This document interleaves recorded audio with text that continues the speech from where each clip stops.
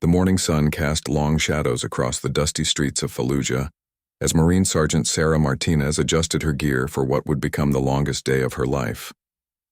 At 24, she had already served 2 tours in Iraq, but nothing had prepared her for the mission that lay ahead. Her squad was tasked with escorting a medical convoy through one of the most dangerous neighborhoods in the city, where insurgent activity had been escalating for weeks.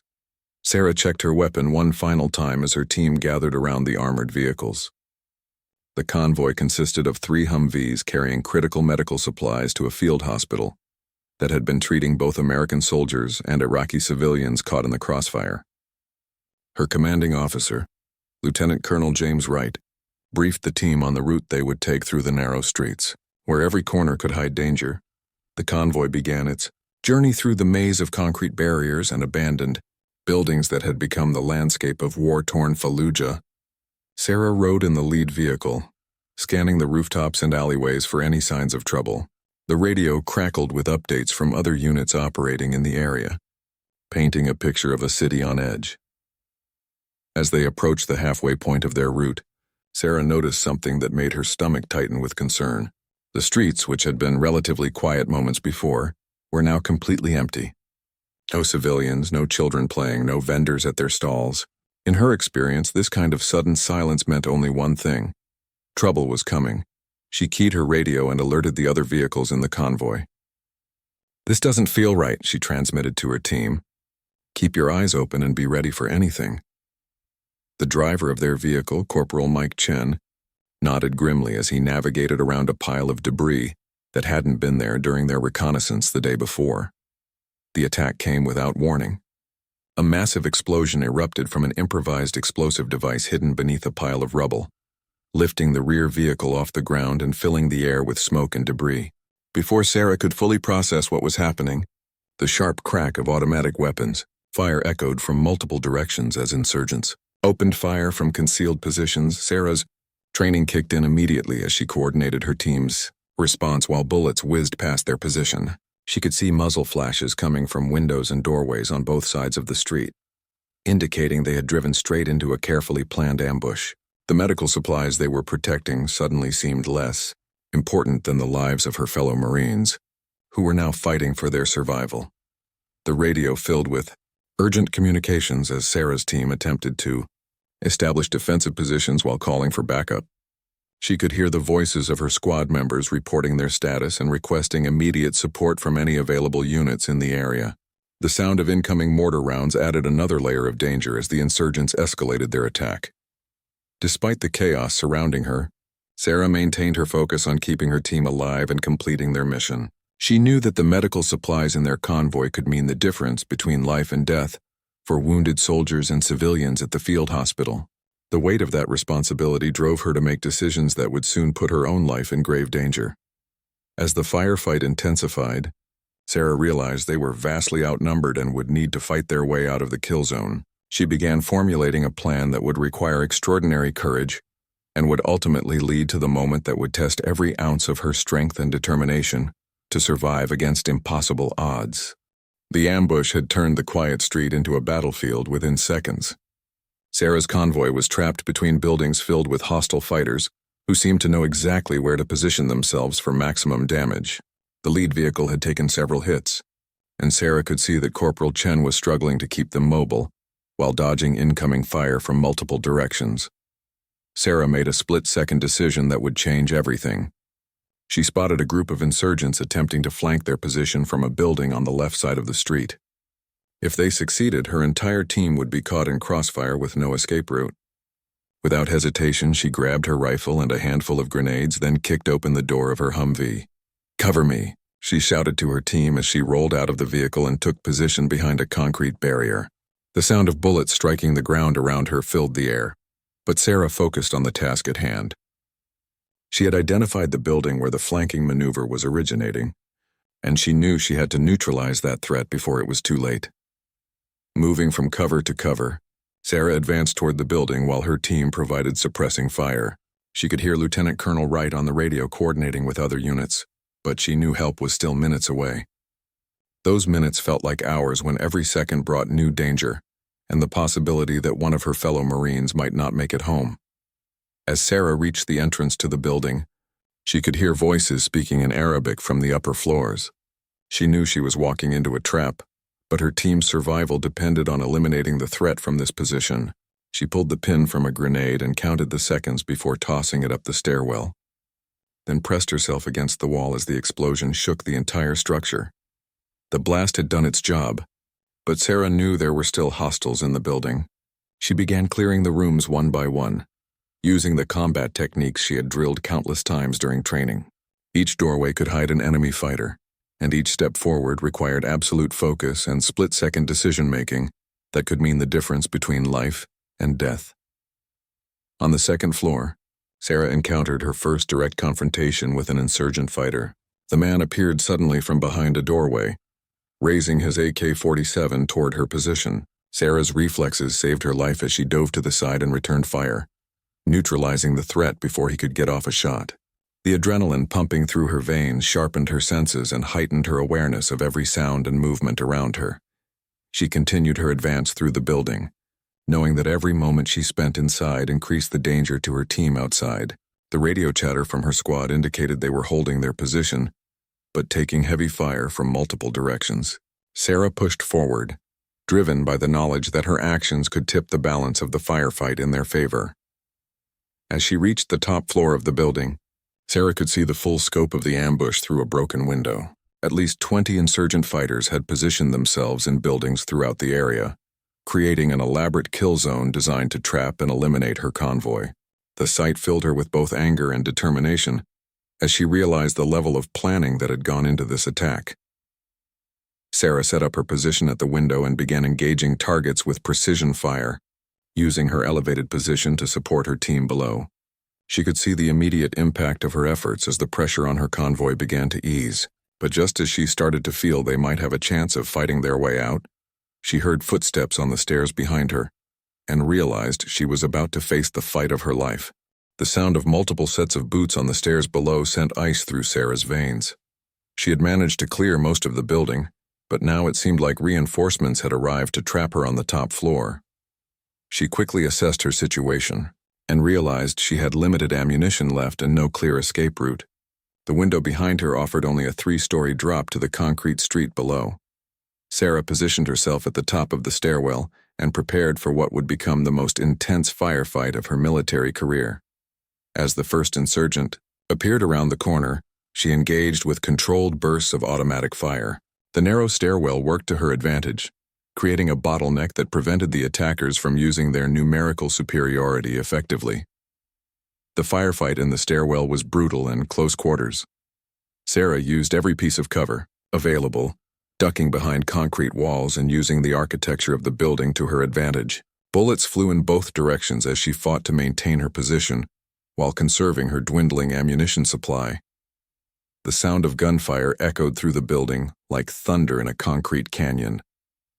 During the intense exchange, Sarah felt the first bullet tear through her left shoulder, spinning her around and sending a shock of pain through her entire body. She gritted her teeth and continued fighting, knowing that showing any weakness would encourage her attackers to press their advantage.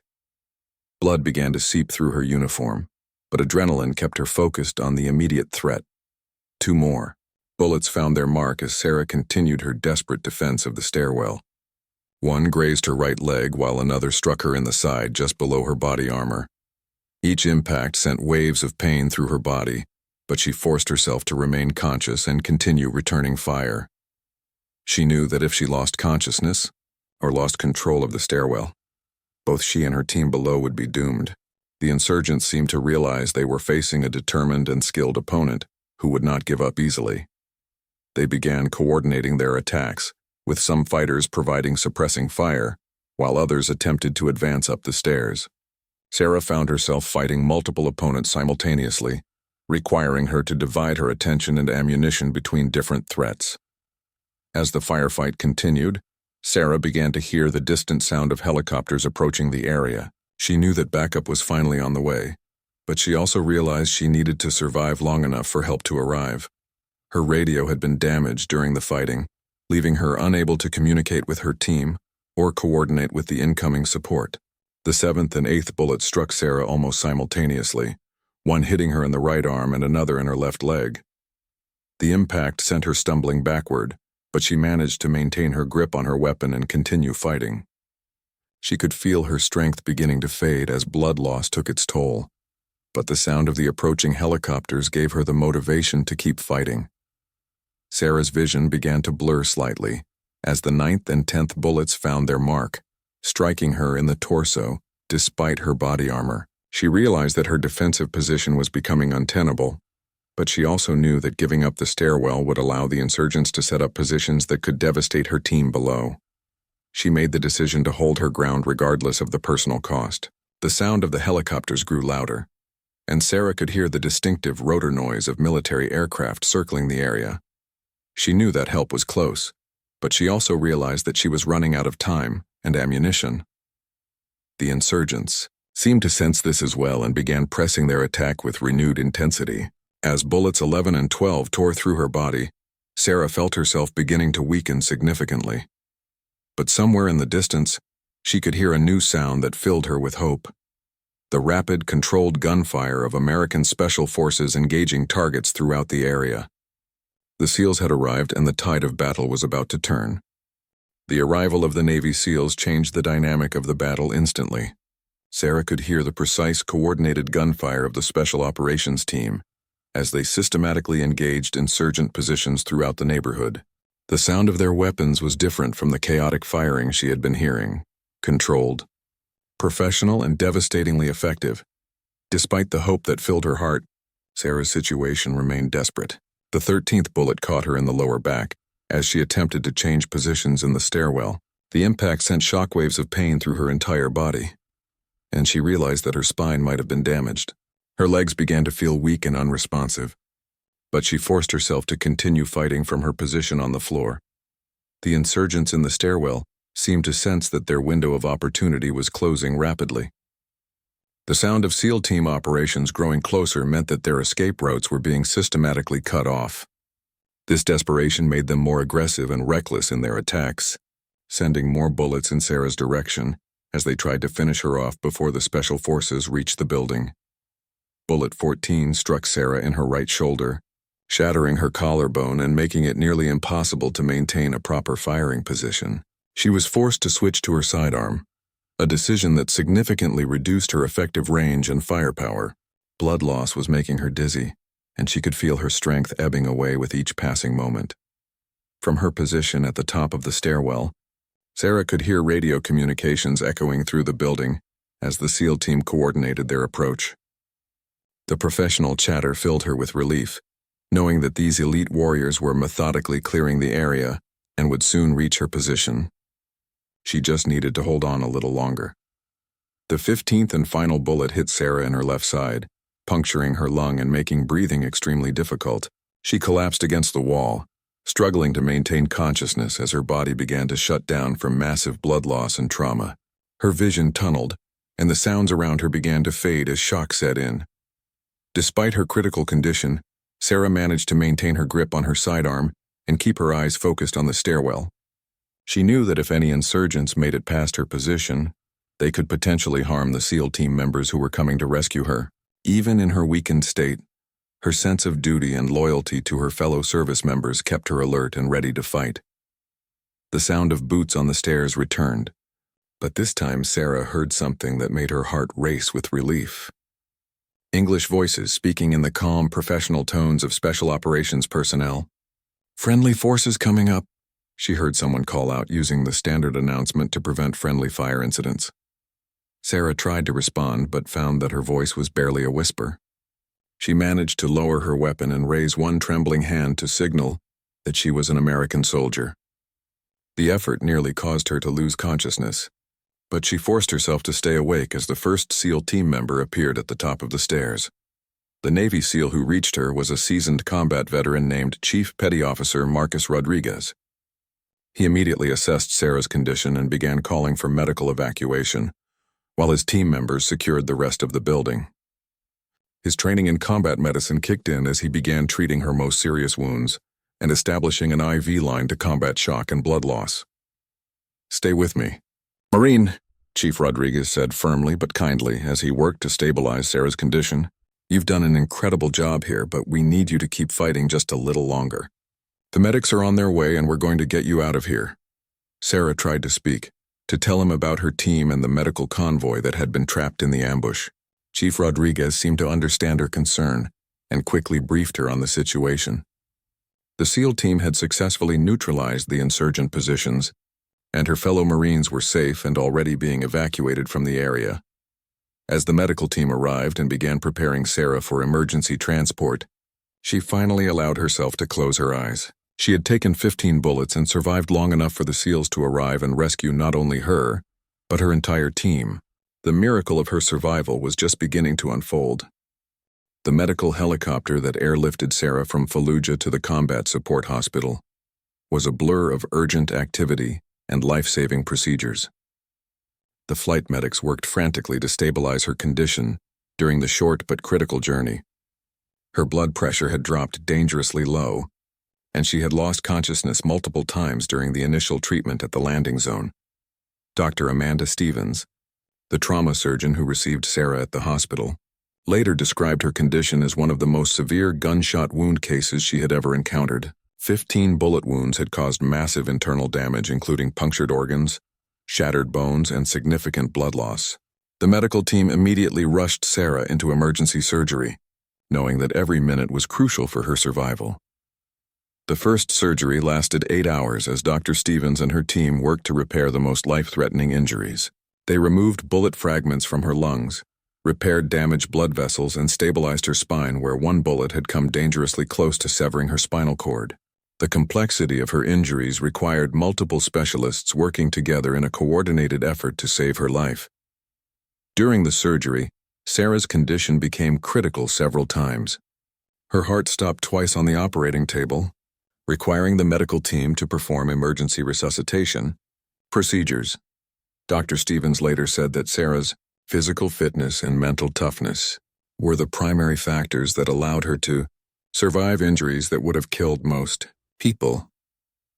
When Sarah finally regained consciousness 3 days later, she found herself in the intensive care unit surrounded by machines monitoring her vital signs.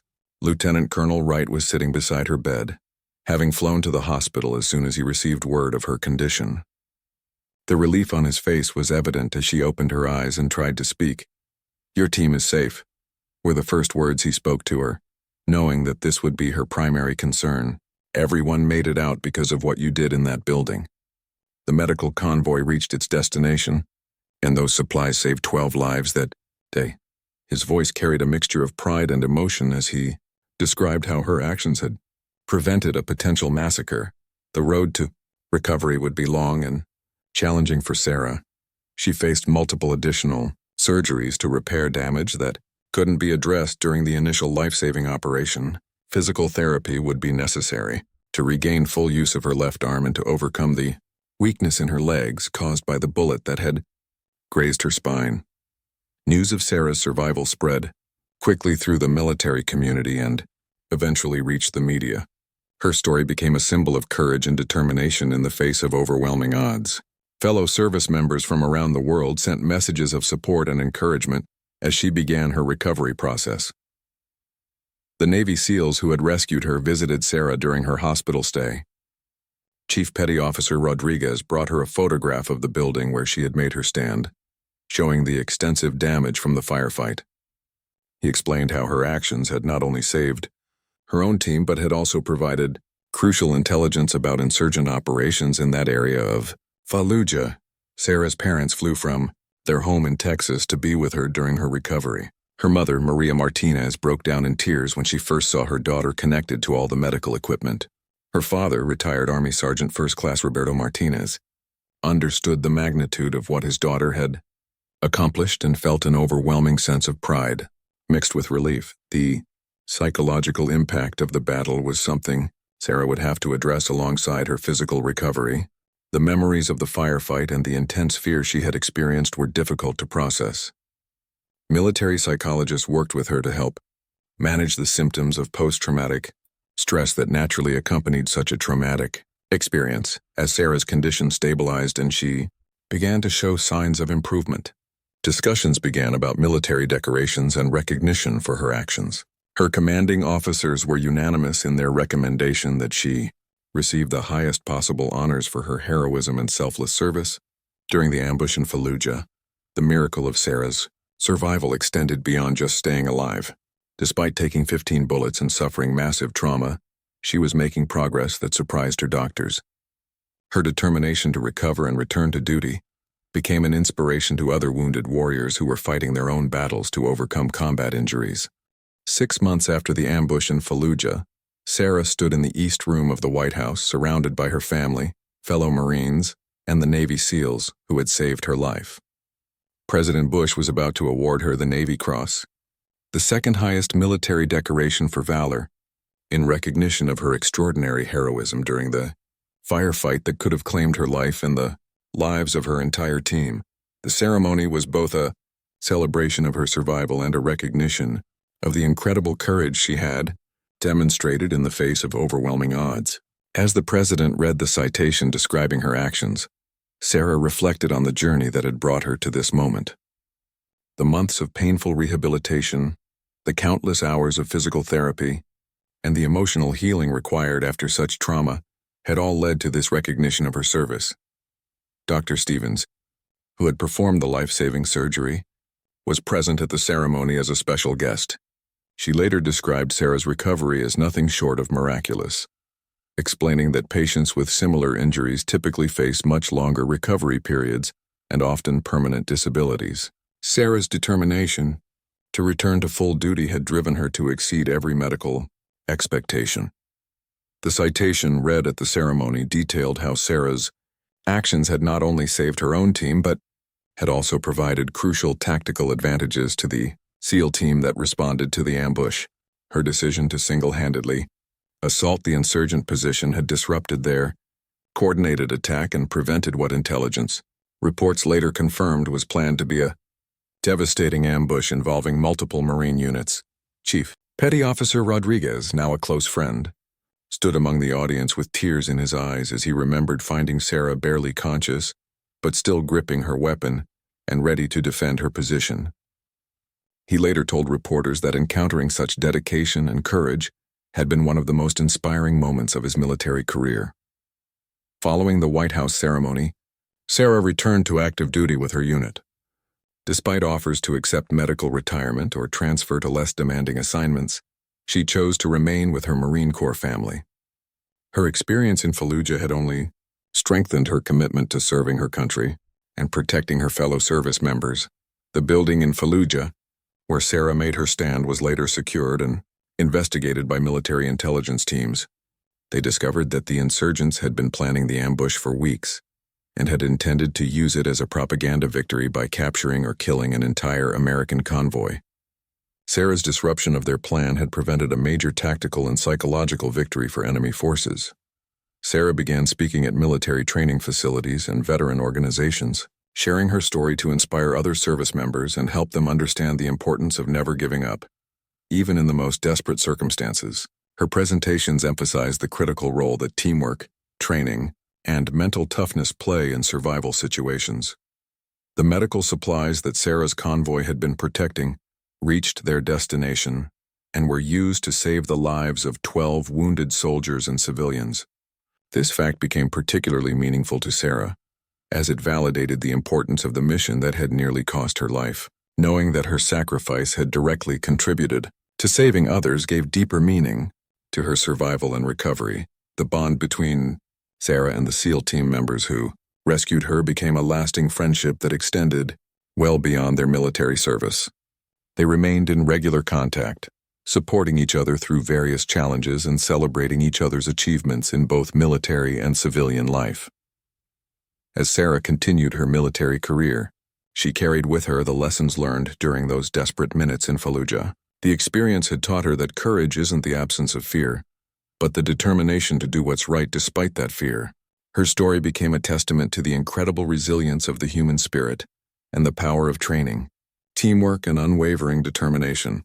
Years later, when asked about that day in Fallujah, Sarah would always emphasize that her survival was not just a personal miracle, but the result of the collective efforts of everyone involved, her team members who provided covering fire, the SEALs who risked their lives to rescue her, and the medical professionals who refused to give up on her recovery. The miracle in Fallujah was, in her view, a reminder that no one survives such ordeals alone, and that the bonds forged in combat create a family that extends far beyond traditional military hierarchy.